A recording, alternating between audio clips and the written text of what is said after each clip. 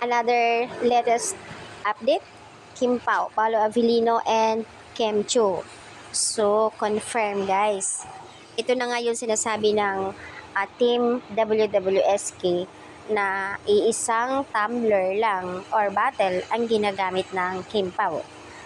Kasi ayaw daw ni Paulo na maghiwalay or bukod-bukod sila. So, confirm nga na ito nga yung gamit ni Kimi na tumbler na kulay pink, yung din ang ginagamit ni Paulo. Guys, take note kung talagang kung wala silang relasyon, hindi dapat gumamit si Pao sa gamit ni Kim. Syempre, andoon yung parang nag-iilagan sila. Pero dito, walang ilagan. Talagang walang pake kahit na andun yung laway ni Kim sa ni Pao. Yun din ang iniinuman niya. Nakakaloka naman. So, ang daming mga resibo ng Kim Pao na talagang patunay na may relasyon talaga sila. At nag-trending naman, viral ang kanilang kissing scene sa cabinet na hanggang ngayon hindi pa rin makamove on ang mga netizens. At dito na sinasabi nila as in torrid kiss ang ginawa ng Kim Pao, na panghalata nga lang daw talaga na positive ang relasyon nila. Walang kaduda-duda at iba-iba ang opinion, reaction ng mga netizens na sinasabi nila mukbang kissing scene. Real na real ang kanilang kissing scene. Hindi raw yun, wala daw yun sa script.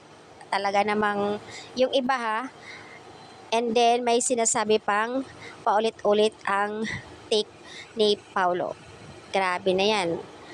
Samantala may ibang update naman ang Kim Pao na sinasabi wala sa showtime at hindi naka-attend si Kimi sa Guillermo Award dahil nga nagiging usap-usapan din na mayroon quick travel ang dalawa, short trip.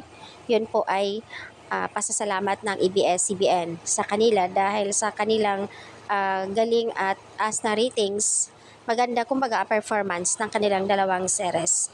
Congratulations naman sa Kim Pao. Pero dito talaga ako naluluka ayon sa comment. Tama pala. Kaya pala, ayaw ni Pao gumamit ng ibang baso or bote or tumbler. Kasi ang gusto niya gagamitin yung tumbler ni Kimi. Ang sweet, di ba? So, naniniwala talaga ako. The time interview sa kanila ng WWSK. So, ayon kay Herrera, para silang mag-asawa, napaka-sweet.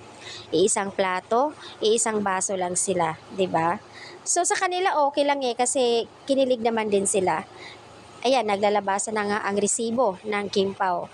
Patunay nga na talagang positive relasyon ang dalawa.